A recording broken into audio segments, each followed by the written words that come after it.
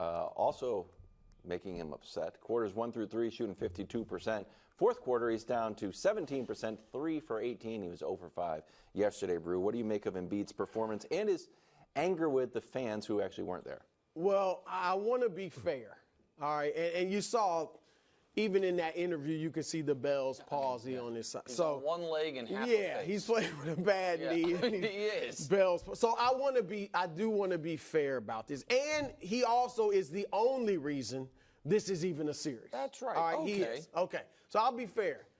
But you are out there playing nearly 40 minutes, and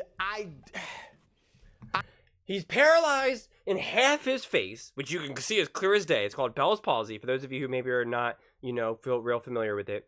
Half his face is paralyzed, okay? Blurred vision in one of his eyes, chronic migraines, all this could potentially be permanent, which would be nothing short of an absolute tragedy, okay? And obviously still recovering from the knee surgery and all of that. And yet the dude still threw down 50 points the game before, needed some support this game, and didn't get it. Joel should be seen as nothing but a hero for what he's doing. Going out there with him. Kawhi Leonard has some knee inflammation and won't even play. Okay? AD has some back tightness and won't even play. And we got this guy who has half his face paralyzed.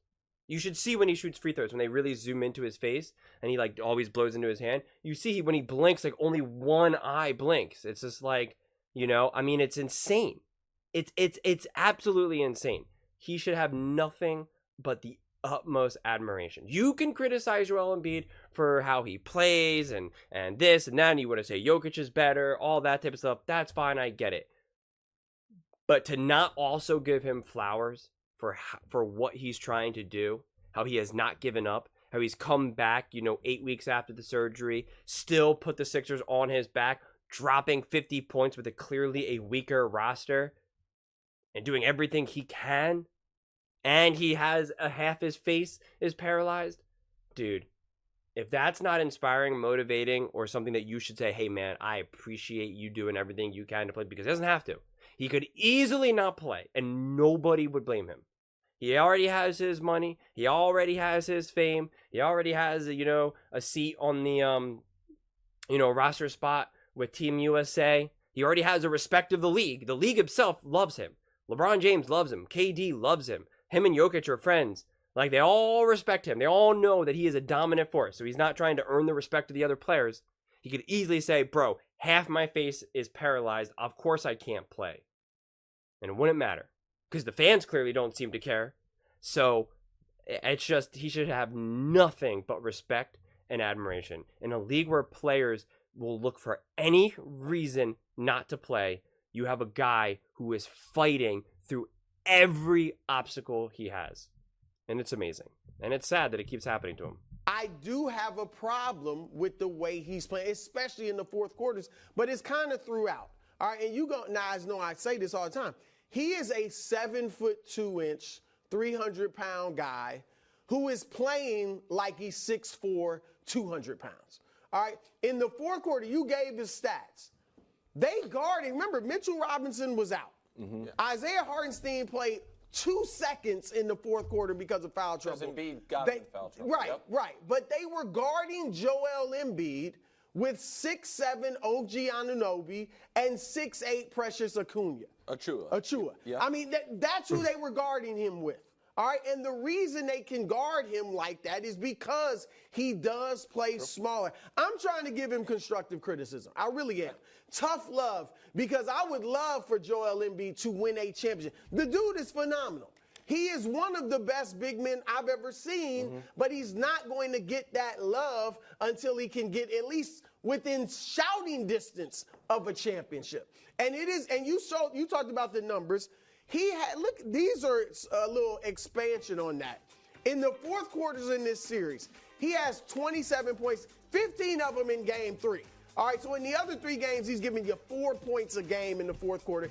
Okay, those first 2 games, his conditioning was really poor just yet, and he was gassed We saw that. We saw that in the play-in. It took him time to finally get the legs from under him. Then that third game, he obviously was, really good and was able to sustain that. So yeah. 2 rebounds. I wonder why. Maybe it's because he's always at the foul line or the three-point line. I looked at every one of his 10 rebounds in game 4. 2 of them maybe. Sorry to point out, if you remember that second game, he couldn't even run back. He literally couldn't even run back on a breakaway. You see his mobility and his speed was just the dude couldn't jump. He was then short on all his shots. He came in traffic. Other ones just fell into his hands because he's the biggest guy there, and there weren't a lot of people around him, especially Knicks. So he does not play to his size. I get it, he is a phenomenal jump shooter, but Nikola Jokic is proof, Nick, you can do both. Because Jokic plays at the free throw line a lot too, but when it's time, he will go inside, and you can have both. This is the misnomer of today's athlete. That if you're a jump shooter, you can't work on your post game. If you work on your post game, you can't work on your J. That's ridiculous. You can do both, Joel, and that's something that hurts the Sixers. The guy who, and not just because they're both, from international players from the continent of Africa, but the guy whose game he mirrors the most is Dream. But Dream would do work on the block. Yeah, Dream wasn't out there. It was a different game, but he is the best true center jump shooter I've seen since Dream, and maybe the best ever, really, because of what he does. So you started with what I consider to be a difference between excuses and explanations. Excuses are things that you use to get yourself out of trouble or shirk responsibility. Too many Knicks fans in the arena. Okay, so you want to call that an excuse? Fine. Explanation is. He didn't use that as an excuse. He called it out, and as a fan watching, it stood out, and it was deflating. Hearing all the boos at Sixers, you have to understand too. This is coming from the other teams, the Eagles and the Phillies, that have a dominant fan base. Not only do the Eagles travel in droves all over the place, but then also, Lincoln Financial has a huge home field advantage. And then within the last couple of years, the Phillies, they've lost 2 games at home over the last 2 postseasons. It's just outrageous. If you really want to enjoy something, go Google Bryson Stott Grand Slam Phillies playoffs. Get the regular audio that's not with the commentators, where I think it's filmed from someone's phone. It is the most loud. It is so loud, and it's ferocious. And go Google also what the Phillies fans did to the Braves for the last 2 seasons in the playoffs, especially this past season. Those players were so flustered because the Phillies fans were ruthless, and everyone knows that in the city, and you take it, and you obviously, of course, you have pride. So now when the Sixers go have their playoff games, and they have the opposite of that, that's pretty deflating. Again, it's not an excuse, and Embiid wasn't saying it as an excuse, but he was just saying it made him angry, and understandably so. It made me angry. But I will say, I'll understand why the Sixers fans aren't coming in droves like they do for the Eagles or for the Phillies. And that's because the Sixers continue to let down the Sixers fans, the Philly fans. And Joel Embiid keeps getting injured, and it's deflating. Throughout the whole season, you hear, oh my God, Joel Embiid is playing unbelievable. He's having one of the best seasons ever. He's unstoppable. And the whole time you're like, yeah, but how will he be come time playoffs? And then he gets injured. And then you're like, all right, will he be able to stay healthy? And then, within the first, half of him coming back, he tweaks his knee. And you're like, And you're like, okay, he's okay. And then you try to see him run down the court, and you're like, that doesn't look good. And then you find out that he has Bell's palsy. And you're just like, well, what the heck, man? So it's hard to get behind that. So I understand why he's frustrated, and I understand why the fans are like, well, dude, we're not paying for these tickets. What are you talking about? You've done nothing for us for the last 20 years, and you want us to show up? So I get it. I think one thing you mentioned, which is he's playing on one leg, and I don't know how much Bell's palsy affects you, but it can't be pleasant. Right. But the other one is this. He's exhausted. And I don't think it's as simple as we'll be in better shape. He played all 24 second-half minutes yesterday, and this is something that I've seen happen to LeBron in his career. LeBron more so later than early. But when you're in a spot where if you go to the bench, your team gets crushed, and therefore you can't get the regular rest of everyone else, then come the fourth quarter, you look like, oh my God, where's the fourth quarter production? And the answer is, well, you spent it up when I haven't rested since halftime. Because when you look at this series, the difference is when he goes to the bench, they lose. Yeah. It's jarring. That is the equivalent if he sat for a whole game to losing by almost 60. And it happened again yesterday. They're up 10 after the first. Richard Jefferson, who I'm okay with. He does, the commentating now for NBA. He's done so for a few years now. He's okay. But he said something that I really liked about these players sitting. He's like, it's like if it was in football, you took out your quarterback and then put in your backup quarterback for, a drive. And that's what it is. Joel Embiid is Patrick Mahomes, and it's like, all right, we're going to now sit you down for a couple drives. Best of luck. It's like, it's not going to work. I actually really liked that comparison a lot. And this just shows you how poor the Sixers are. And I thought the Sixers had a little bit better of a roster, especially because it's better of a roster than they've had in years past. And I think they have a better coach.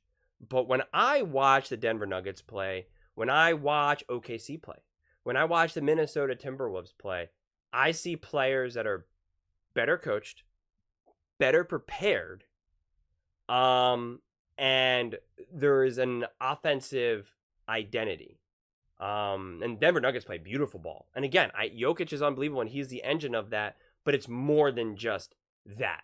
Having Aaron Gordon, put up not 29 points, be an elite defender in the NBA, having Jamal Murray being able to get bucket after bucket after bucket when needed, as well as then hitting a buzzer beater game winner over AD, and having Michael Porter Jr. shooting like 50% from three. Like all of those, and Michael Porter Jr. is also 6'10". They are a big, strong, physical, well-coached team. I think Denver could be beaten. I don't think that they're a juggernaut, which I've said in the past. They're not the juggernaut of the Golden State Warriors of the past, although it's obviously hard to beat the Nuggets, but they can be beaten. But they are obviously one of, if not the best team in the NBA.